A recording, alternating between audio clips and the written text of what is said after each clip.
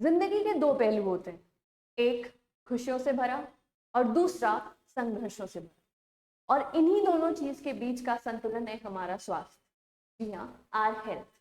Very well said by Mahatma Gandhi that it is our health which is the real wealth and not the pieces of gold and silver. Health ही हमारी सबसे सबसे जरूरी पूंजी है। और इसी कंटेक्स्ट में आज हम एक ऐसी बीमारी को डिस्कस करने वाले हैं जो कहीं ना कहीं हमारी हेल्दी सोसाइटी को डिस्ट्रॉय कर रही है, और वो है कैंसर। जी, कैंसर एक ऐसी बीमारी है जिसको हम सबने सुना है कहीं ना कहीं। उसको भी कैंसर हो रहा है, उसको भी कैंसर हो गया, अरे उसको देखो उसको भी कैंसर हो गया। तो हम जानेंगे कि आखिर कैंसर है क्या और क्यों इतना तेजी से ये कैंसर फैलता जा रहा है। क्या हमें भी जरूरत है सतर्क रहने की, क्योंकि हम में से कोई नहीं चाहता कि ऐसी जानलेवा बीमारी हमारे आसपास भी भटके। तो आइए आज इस लेक्चर के थ्रू हम थोड़ी सी जानकारी, थोड़ी अवेयरनेस अपने लव्ड वंस, अपने जानने वालों तक पहुंचाएंगे। तो नमस्कार, मैं अंकिता, और आइए चलते हैं हम कैंसर की कुछ बेसिक जानकारी की तरफ। सबसे पहले, जैसे मैंने बोला कि हम सब देख रहे हैं कि कैंसर बहुत तेजी से फैलता जा रहा है। तो एक ट्रेंड को अगर हम देखें जो सच में बहुत खतरनाक ट्रेंड है, अगर मैं बोलूं तो ये एक डेटा है जो 2022 का डेटा है, और 2022 से 2050 तक का एक ग्राफ बनाया गया है जो ये बता रहा है कि कैंसर के केसेस कितनी तेजी से ऊपर बढ़ते जा रहे हैं और बढ़ते ही जाएंगे। जो केस हमने 2022 में देखा लगभग 2 करोड़ के आसपास, वो केस 3.5 करोड़ होने वाला है 2050 तक। 1.5 करोड़ केसेस बढ़ने वाले, ऐसा अनुमान लगाया जा रहा है, और ये बहुत ही भयानक, बहुत ही खतरनाक चीज है। तो सबसे पहले एक सवाल हम सबके मन में आता है, हम जनरली सब साथ बैठते हैं तो जरूर एक बार ये डिस्कस करते हैं कि आखिर क्यों, आखिर क्या बदलाव आ गया अभी के एनवायरनमेंट में और पहले के एनवायरनमेंट से कि इतना ज्यादा केस कैंसर का बढ़ने लगा। तो आइए कुछ बहुत कॉमन चीजों को हम समझते हैं। जैसे अगर देखा जाए तो एक अनुमान ये भी लगाया गया है कि 15 लाख केस लगभग 2018 में पाए गए हैं, और ये माना जा रहा है कि 2040 तक ये केसेस डबल हो सकते हैं, डबल होने वाले हैं इंडिया में, हमारे देश में। रीजंस पे चलते हैं तो सबसे इंपॉर्टेंट रीजन जो सारे साइंटिस्ट, जो स्टडीज बता रही हैं, जो सबसे जरूरी बड़ा रीजन है, वो है पुअर डाइट। गंदा खाना पीना या पुअर कुछ भी खाना पीना, डाइट सबसे ज्यादा कंट्रीब्यूट कर रही है इस समय। उसके बाद और देखते हैं ओबेसिटी एंड इनएक्टिविटी। ओबेसिटी मतलब मोटापा, इनएक्टिविटी मतलब आप वहीं पे बैठे हुए, आप हिलना डुलना नहीं चाहते हैं। एक गिलास पानी भी चाहिए तो भाई मम्मी ले आइए, पापा ले आइए, दीदी ले आइए, भैया ले आइए, नहीं, लोग हिलना डुलना नहीं चाहते। और हम सब ये जानते हैं कि इसके कितने ज्यादा बेनिफिट्स हमारी लाइफ में। हमारा शरीर हिले डुलेगा, चले फिरेगा तो उसमें एक्टिवनेस आएगी, हमारी क्षमता बढ़ेगी बीमारियों से लड़ने की। आगे चलते हैं, alcohol and tobacco use. Alcohol और टबैको का यूज हमारे यंगस्टर्स में, हमारे ही एज ग्रुप में, हमारे और भी बड़े लोगों में, छोटे लोगों में ये बहुत तेजी से फैल रहा है। टबैको लोग चबा रहे हैं जिससे माउथ कैंसर बहुत तेजी से फैल रहा है, बढ़ता जा रहा है।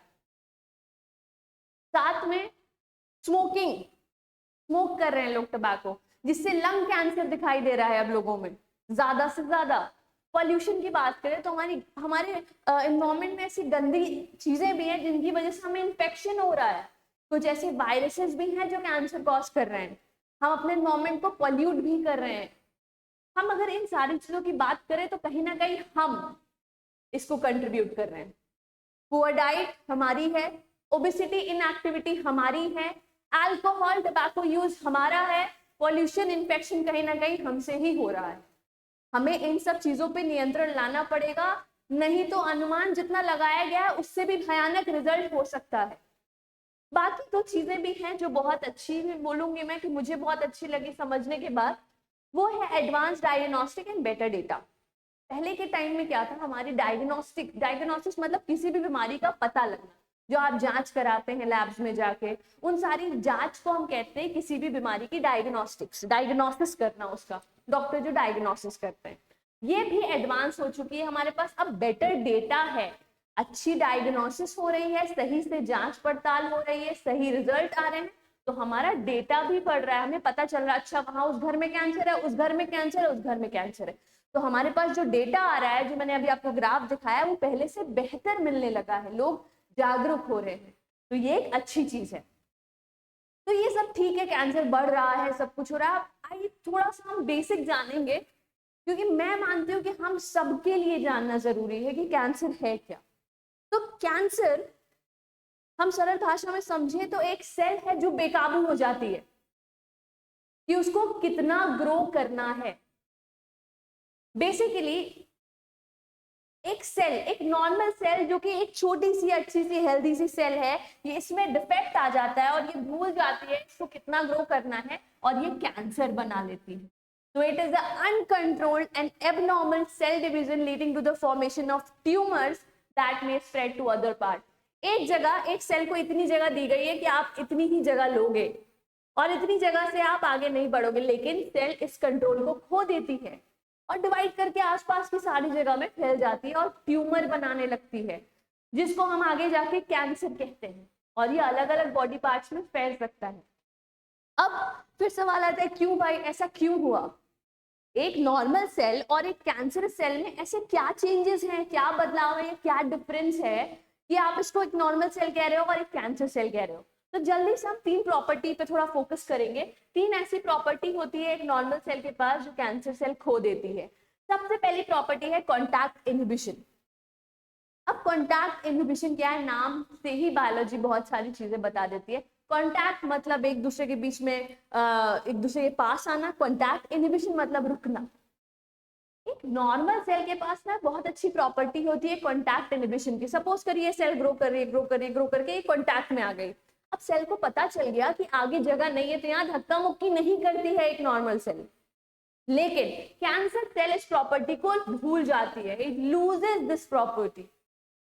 ये कुछ वैसा ही है कि एक बस पूरी भरी पड़ी है, लेकिन फिर भी उस पर सवारी चढ़ते जा रहे हैं, चढ़ते जा रहे हैं, तो क्या होगा? बहुत प्रॉब्लम आएगी।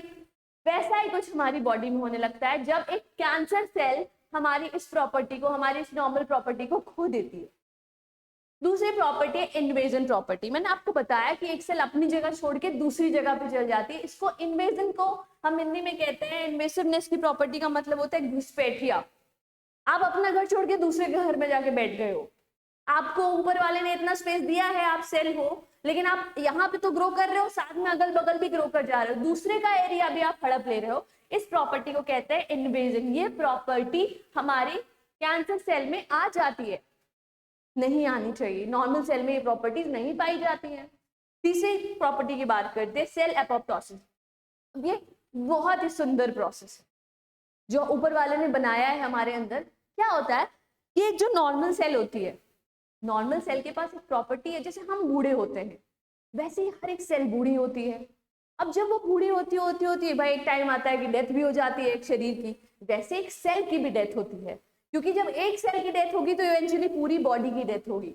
तो हर एक सेल के पास एक प्रॉपर्टी होती है अपने आप को खत्म कर लेने की, जब उसका समय खत्म हो जाता है। इस प्रॉपर्टी को हम कहते हैं सेल एपोप्टोसिस। की भाई अब 50 साल की थी मैं, लेट से वो सेल, या इस बॉडी की एज 70 साल थी, अब हमारा समय खत्म हो रहा है, तो धीरे धीरे वो सेल अपने आप को मारने लगती है, जिसका इफेक्ट हमें पहले स्किन पे दिखने लगता है। झुर्रियां पड़ती है जब हमारे स्किन पे। आप जब बूढ़े लोगों की स्किन देखो तो आपको एक फर्क दिखेगा स्किन और बूढ़े लोगों की स्किन में। सेल्स डेड हो रहे हैं, उनको पता है कि हम अमर नहीं है, हमें मरना है। It is the process made by the God, right? तो ये सेल एपोप्टोसिस की जो नॉर्मल प्रॉपर्टी एक नॉर्मल सेल में होती है, सेल्फ डिस्ट्रक्शन, ये प्रॉपर्टी भी खो देता है कैंसर सेल और अमर हो जाता है, इमॉर्टल, रुकता ही नहीं है। वो भले 70 साल का इंसान क्यों ना हो, फिर भी ट्यूमर बनता ही जाएगा, फैलता ही जाएगा। तो ये 3 बहुत इंपॉर्टेंट प्रॉपर्टी हैं जिनकी वजह से ये सारी चीजें होती हैं। अब सपोज करिए एक बहुत ही खतरनाक प्रॉपर्टी पाई जाती है मेटास्टैसिस। यहाँ पे एस होगा। मेटास्टैसिस प्रॉपर्टी क्या होती है? ये खतरनाक कैंसर। अभी मैंने एक टर्म यूज किया ट्यूमर और एक टर्म यूज करते हैं हम कैंसर। बहुत छोटा सा बारीक सा फर्क होता है इन दोनों टर्म्स में। ये देखिए कैंसर है, एक सेल में अंदर से आप देख रहे हैं कि पूरे कैंसर सेल भर के बाहर की तरफ आ रहे हैं, लेकिन ये अभी एक जगह पे ही है, तो हम कहते हैं यहाँ पे ट्यूमर हो गया है। लेकिन अगर ये ट्यूमर एक जगह से दूसरी जगह फैलने लगे, जैसे आप देख रहे हैं यहीं पे आसपास इसकी ब्लड वेसल्स भी होंगी, खून भी बह रहा होगा जो अलग अलग बॉडी पार्ट्स तक जाता होगा। अगर ये सेल इस खून में चली गई और ब्लड के थ्रू किसी भी बॉडी पार्ट में चली गई तो ये खतरनाक कैंसर हो जाता है। और यहां से एक जगह से दूसरी जगह घूम के दूसरे ऑर्गन में जाने की इस खतरनाक प्रॉपर्टी को हम नाम देते हैं मेटास्टैसिस। मेटास्टैटिक कैंसर हो जाता है उस इंसान को जब कैंसर एक जगह से दूसरी जगह फैल जाता है, और यहाँ पे इसका ट्रीटमेंट इससे थोड़ा टफ हो जाता है। इसको हम अभी भी नाम देते हैं ट्यूमर, लेकिन जब ये फैलने लगता है तो हम इसको नाम देते हैं कैंसर, डेडली कैंसर। एक छोटी सी प्रॉपर्टी थी। आगे देखते हैं। आगे अगर हम आए तो इसी सब चीजों की बेसिस पे अब क्या होता है कि कभी कभी हमें कुछ पता नहीं होता है किसी बीमारी के बारे में, जैसे कैंसर के बारे में भी हम बहुत ज्यादा नहीं जानते, लेकिन फिर भी अगर किसी को कैंसर होता है तो हम पूछते हैं अच्छा कैंसर हो गया है, कौन सा स्टेज है? 3rd स्टेज है, अरे बाप रे, तो बहुत खतरनाक है। 1st स्टेज है, अच्छा ठीक है ये तो ठीक हो जाएगा।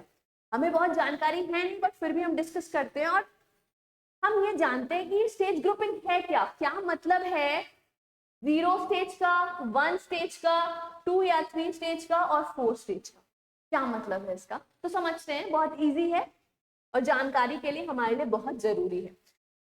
कैंसर 0 स्टेज पे है, इसका मतलब इसको हम कहते हैं 0, cancer is just starting.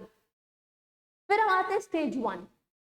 Stage 1 का मतलब कैंसर और छोटी सी जगह पे एक पार्ट में बन चुका है, हो चुका है, स्टमक में कैंसर प्रॉपर दिख रहा है अब, ये है स्टेज 1। स्टेज 2 और 3 की बात करते हैं तो कैंसर और बढ़ चुका है, और ज्यादा बढ़ रहा है और आसपास के ऑर्गन्स में जाने लगा है ब्लड के थ्रू। 2 और 3, 3rd स्टेज में वो और दूर दूर तक जा रहा है और आसपास के ऑर्गन्स में, अगर स्टमक है तो स्टमक से हो सकता है लिवर की तरफ, गॉल ब्लैडर की तरफ, या नीचे इंटेस्टाइन की तरफ, कहीं कहीं पे भी ट्रैवल कर रहा है। और फिर आता है स्टेज 4। स्टेज 4 का मतलब है कैंसर बॉडी में अलग अलग जगह पे जाके बैठ गया है, और इस सेल के पास इतनी खतरनाक प्रॉपर्टी होती है कि अगर एक जगह से दूसरी जगह जाके अटक गया तो यहाँ पे भी कैंसर बनाने लगेगा, कहीं पे भी चला गया वहां पे भी कैंसर बनाने लगेगा। बहुत ही खतरनाक बीमारी मानी जाती है, इसीलिए स्टेज 4 को ट्रीट करना इज नियरली इम्पॉसिबल, बहुत मुश्किल हो जाती है। अब भाई बहुत कैंसर हमने समझा, लेकिन ये सब चीजें हो क्यों रही हैं, क्यों एक नॉर्मल सेल कैंसर सेल बन जा रही है, और क्यों ये सारी चीजें आ रही हैं हमारे अंदर। तो एक छोटी सी जानकारी दूंगी, बायोलॉजी स्टूडेंट्स जो हैं 12th के या जो नीट की प्रिपरेशन कर रहे हैं उनके लिए बहुत इंपॉर्टेंट होगा ये। 2 जीन्स होते हैं हमारे अंदर। अब ये जीन क्या है? तो जीन यार कुछ भी ऐसा है जो हमारी बॉडी में हमारे किसी भी एक्सप्रेशन को कंट्रोल करता है। एक्सप्रेशन मतलब देखिए, हमारे सेल्स हैं, सेल में हमारे डीएनए है, डीएनए में जीन्स छुपे हैं। आपके मम्मी पापा से आप कुछ मिलते जुलते हैं, आप कहते हैं जीन्स, हमारे जीन पास हुए। वो जीन ही कहीं ना कहीं आपके अंदर ऐसे एक्सप्रेस हुए कि आप अपने मम्मी पापा जैसे दिखने लगे, इसी को कहते हैं जीन। तो हमारी बॉडी में हो रही हर एक चीज, मेरा स्किन कलर, मेरा आई कलर, मेरी हाइट, सब कुछ एक जीन तय करता है कि क्या होगा। वैसे ही 2 बहुत ही जरूरी जीन है हमारे अंदर, प्रोटो ऑन्कोजीन और ट्यूमर सप्रेसर जीन। ऊपर वाले ने बड़े सोच समझ के इनको कुछ फंक्शन दिया था, क्योंकि उनको तो पता था कि कैंसर जैसे एक बीमारी आएगी। अब प्रोटो ऑन्कोजीन जो है एक सेल कैसे ग्रो करेगी, कैसे बढ़ेगी, इन सब चीजों को कंट्रोल करने वाला जीन था। और ट्यूमर सप्रेसर जीन, अगर कोई सेल कभी किसी रीजन से बेकाबू हो गई या ग्रोथ उसकी यहां तक हो गई, अब रुकना है, ये बताने वाला जीन था। ये नॉर्मल ग्रोथ कराता था और ये बताता था कि बस बस बस अब तुम्हारा काम खत्म, अब रुक जाओ। ये वो बताने वाला जीन था, प्रोटो ऑन्कोजीन और ट्यूमर सप्रेसर जीन। कैंसर की बीमारी में ये दोनों जीन अपना काम करना भूल जाते हैं। ये भूल गए कि हमें करना क्या था। अब ना ये ग्रोथ कंट्रोल कर पाया और ना ये ग्रोथ डिवाइड, ना ये सेल को डिवाइड करने से रोक पाया, और हो गया इवेंचुअली हमें कैंसर। आप ये स्लाइड देखेंगे तो आपको समझ में आएगा कि ये नॉर्मल कहानी है, जब ये दोनों जीन नॉर्मल काम कर रहे हैं, लेकिन जब ये दोनों जीन म्यूटेट हो जा रहे हैं, इनमें बदलाव आ जा रहा है, तो ये कैंसर सेल्स में कन्वर्ट हो जा रहे हैं। ये एक रीजन है। आगे चलते हैं, समझते हैं कि भाई कैंसर अनकंट्रोल ग्रोथ है, सब कुछ समझ गए हम, कैंसर के स्टेजेस समझ गए, कैंसर जीन्स के अनकंट्रोल होने से भी हो जाता है। लेकिन भाई अब ये बताइए कि जीन क्या हो गया, इस जीन को क्या कर रहे हैं हम ऐसा कि हमारे ये दोनों जीन बेकाबू हो जा रहे हैं? ऐसा हमने क्या कर दिया, किया हमने कहीं ना कहीं 99% केसेस में वो चीजें हमारी डेली लाइफ में दिखने वाली जो कैंसर कॉज करती हैं, अब मैं बोलूं अगर आप अब समझेंगे, ऐसी चीजें जो हमारे उन दोनों जीन्स को खराब करती हैं, जिनकी वजह से एक नॉर्मल सेल कैंसर सेल बन जाती है, उन चीजों को हम कहते हैं कार्सिनोजन। कार्सिनोजन वो हार्मफुल सब्सटेंसेस हैं जो एक नॉर्मल सेल को कैंसर सेल में बदल देते हैं। ये 3 तरह के होते हैं। फिजिकल कार्सिनोजन का मतलब जो बाहर रेज हैं, यूवी रेज आ रही है सन से, यूवी रेज, एक्स रेज, ये सारी जो रेज है ये हमारे लिए हार्मफुल है। आप कभी भी एक्सरे कराने जाते हो किसी के साथ, आप जरूर गए होगे, तो उस रूम में आना वर्जित होता है। इसका रीजन यही है कि एक्सरे हमारे लिए हार्मफुल है, इसलिए वहां नहीं जाने दिया जाता। इनसे भी कैंसर होता है, ये भी एक कार्सिनोजन है। दूसरी क्लास आती है बायोलॉजिकल। बायोलॉजिकल कार्सिनोजन का मतलब जो जिनमें लाइफ हो, बायो से रिलेटेड, बैक्टीरिया, वायरस, पैरासाइट्स। कुछ ऐसे बैक्टीरिया, कुछ ऐसे वायरसेस और पैरासाइट्स भी हैं जिनके इन्फेक्शन से हमें कैंसर हो सकता है। उसके बाद सबसे इंपॉर्टेंट चीज जो मेरी इस वीडियो के थ्रू मैं आप तक लाना चाहती थी वो ये है, टोबैको, अल्कोहल एंड फूड। मेरे मानने में और जितनी भी मैंने स्टडी की कैंसर पे, this is the main reason. हमारा खाना पीना, टोबैको और अल्कोहल का यूज, ये सबसे खतरनाक चीज है। आप देखिए ये डेटा बता रहा है कि ये पूरा अगर कैंसर है तो इतना पोर्शन आपका फूड की वजह से कैंसर कॉज हो रहा है। हम जो भी खा रहे हैं, हम ओवर कुक्ड मीट खा रहे हैं अगर बाहर, हम packaged food item, package chips खा रहे हैं, शुगर वाली ड्रिंक्स, उसके बाद रेड मीट, अनप्रोसेस्ड मीट, ये सारी चीजें कहीं ना कहीं कार्सिनोजन कंटेन करती हैं। फिर भी लोग खा रहे हैं, बच्चे हमारे घर के इस चीज पे जिद कर करके कि हमें चिप्स खाना है, हमें कुरकुरे खाना है, हमें ये खाना है, वो जितनी भी पैकेट वाली चीजें हैं जो बनी बनाई हैं वो नुकसानदायक हैं, उनमें कार्सिनोजेनिक प्रॉपर्टी पाई जाती है। ये बात 101% प्रूव हो चुकी है। आप स्टडीज देखिए, ऐसी बहुत सी चीजें हैं, इन्हें हमें जितना अवॉइड करना है हमें करना चाहिए। फिर आती है स्मोकिंग। सबसे जो कॉमन कैंसर पाया जाता है मेल्स में हमारे एरिया में वो है prostate cancer. But prostate cancer के बाद जो सबसे इंपॉर्टेंट कैंसर है जो इस वजह से हो रहा है वो है हमारा लंग कैंसर। स्मोकिंग अगर हम कर रहे हैं तो लंग कैंसर हो सकता है बहुत कॉमनली।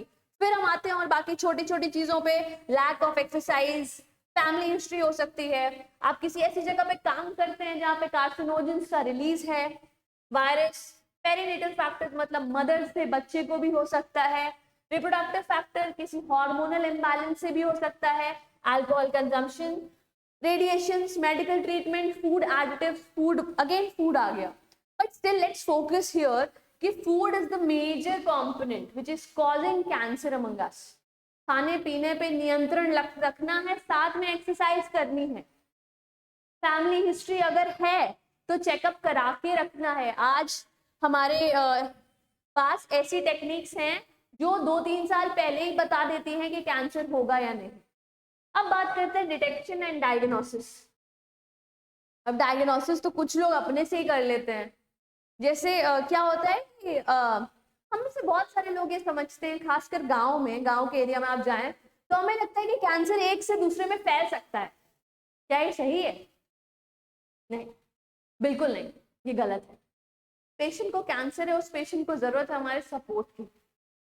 कैंसर कभी भी एक इंसान से दूसरे इंसान में उसको छूने से, उसका जूठा खाने से, उसका सामान इस्तेमाल करने से कभी नहीं फैल सकता। उसको हमारे सपोर्ट और मोटिवेशन की जरूरत है, तो प्लीज बी देयर। बात करते हैं डिटेक्शन और डायग्नोसिस की, जिसकी हम शुरुआत में बात कर रहे थे कि बहुत एडवांसमेंट हो चुकी है। किसी को कैंसर है तो क्या क्या चीजें दिख सकती हैं? वेट लॉस हो सकता है, लगातार थकावट, कहीं पे गांठ बन रही है, स्वेलिंग आ रही है, स्किन में चेंजेस आ सकते हैं और अलग अलग चीजें हैं, उन अलग डिपेंड करता है कि किस तरह का कैंसर हुआ। फिर अगर हम बात करते हैं कि हमें डायग्नोसिस करनी है, चेकअप्स करने हैं, तो ये कुछ कॉमन चीजें जैसे बायोप्सी। बायोप्सी में हम क्या करते हैं, बायोप्सी में एक नीडल से जहां पे भी हमें लगता है कैंसर है, वहां पे उस छोटे से टिश्यू को, उस छोटी सी जगह को वहां से निकाल लिया जाता है, सेल को निकाल लिया जाता है और उसकी स्टडी की जाती है कि क्या इसके अंदर कैंसरस प्रॉपर्टी है, वो तीनों प्रॉपर्टी को चेक किया जाता है। इस टेस्ट से, इस डायग्नोस्टिक से हम उस सेल कैंसर का स्टेज भी पता कर सकते हैं। फिर x-ray, MRI scan, CT scan भी होते हैं। एक बहुत कॉमन पेट स्कैन हमने सुना है, एक इंजेक्शन से हमारी बॉडी में एक ऐसी शुगर डाल दी जाती है जो कैंसर सेल से जाके चिपकने लगती है। सपोज करिए हमारे स्टमक में कैंसर है, हमारे ब्लड में शुगर गई, तो जहां पे स्टमक है या जहां पे कैंसर बन रहा है, शुगर जाके उससे चिपक जाती है। और इस शुगर के पास एक नेचर है जिसको हम कहते हैं रेडियो एक्टिविटी। ये रेडियो एक्टिव होता है नेचर में, मतलब जब आप मशीन में इंसान डाल के चेक करोगे तो वहां पे चमकती हुई चीज दिखाई देगी। अगर मशीन में डाला इंसान को और कुछ चमकता हुआ दिखा तो खुशी की बात नहीं है, इसका मतलब कैंसर हो सकता है। फिर कुछ ब्लड टेस्ट और भी अदर टेस्ट कराए जाते हैं जिससे हमें पता चलता है कि कैंसर है या नहीं। अब सपोज करो यार किसी को कैंसर हो गया, तो अब क्या? अब ट्रीटमेंट्स भी अवेलेबल हैं, बहुत सारे ट्रीटमेंट्स हैं। जैसे हम शुरू करते हैं सर्जरी। अब यहाँ लिखा है इन केस ऑफ लोकलाइज्ड, अभी मैंने आपको दिखाया कि एक जगह पे ट्यूमर है, दूसरी फोटो में दिखाया वो फैल रहा है। जो एक जगह पे ट्यूमर है, अगर वो है ऐसा कि वो एक ही जगह पे, एक ही ऑर्गन में आपको कैंसर है, अभी फैला नहीं है वो, तो आप आराम से सर्जरी से उस कैंसर को रिमूव कर सकते हो, करवा सकते हो, राइट। सेकेंड है रेडिएशन थेरेपी और थर्ड है कीमोथेरेपी। सबसे कॉमन चीज जो हम देखते हैं जिनके साइड इफेक्ट्स में हमने मूवीज में देखा कि हेयर लॉस हो रहा है, एनीमिया हो रहा है, वीकनेस आ रही है, फटीग हो रहा है। रेडिएशन के थ्रू गामा रेस से हम गामा रेस का इस्तेमाल करते हैं और गामा रेस से वहां पे जो कैंसर सेल्स हैं उनको जला देते हैं, खत्म कर देते हैं। आसपास की सेल्स को भी नुकसान होता है जिससे हमें साइड इफेक्ट्स दिखते हैं। कीमोथेरेपी में हम केमिकल्स का यूज करते हैं, बेसिकली दवाइयों का यूज करते हैं। फिर आते हैं इम्यूनोथेरेपी। इम्यूनोथेरेपी में हम क्या करते हैं, कुछ ऐसे केमिकल्स यूज करते हैं जो हमारे इम्यून सिस्टम को बूस्ट करने में, हमारे इम्यून सिस्टम को और ताकतवर बनाती है। हम बाहर से ऐसे कुछ केमिकल्स को इंट्रोड्यूस करते हैं और जिन केमिकल्स को हम कहते हैं इंटरफेरॉन्स। तो बेसिकली एक छोटी सी वीडियो के थ्रू मैंने आपको बताने की कोशिश की कि क्या क्या चीजें होती हैं जहाँ पे हमें जागरूक रहने की जरूरत है। और आजकल के टाइम में हेल्थ ही एक सबसे बड़ा एसेट है हमारा, इससे बड़ा कोई एसेट नहीं है। सोने का भाव चाहे कितना भी बढ़ रहा हो, चांदी का भाव चाहे कितना भी घट रहा हो या बढ़ रहा हो, इस समय हम सबका दिमाग है वहां पे। लेकिन जो मैंने आपको वीडियो में स्टार्टिंग में बताया कि महात्मा गांधी जी ने कहा था कि हमारा जो सबसे बड़ा धन है वो हमारा स्वास्थ्य है, हमारी हेल्थ। कुछ पीसेस ऑफ गोल्ड और कुछ पीसेस ऑफ सिल्वर लेके हम कहीं पे भी नहीं जाने वाले। जो हमारे साथ एंड ऑफ द लाइफ, हमारी आखिरी सांस तक रहेगी, वो हमारी हेल्थ है। तो प्लीज आप सबसे ये रिक्वेस्ट है कि वीडियो को देखिए, जहाँ पे जरूरत पड़ती है अपने अंदर अवेयरनेस अपने आसपास के लोगों को बताइए। मैं कोशिश करूंगी कि और भी ऐसे अवेयरनेस वीडियोस लेके आप तक आऊं और कुछ शेयर करूं। तो मैं बस यही बोलूंगी कि स्वस्थ रहें, सुरक्षित रहें और हंसते रहें। Thank you so much.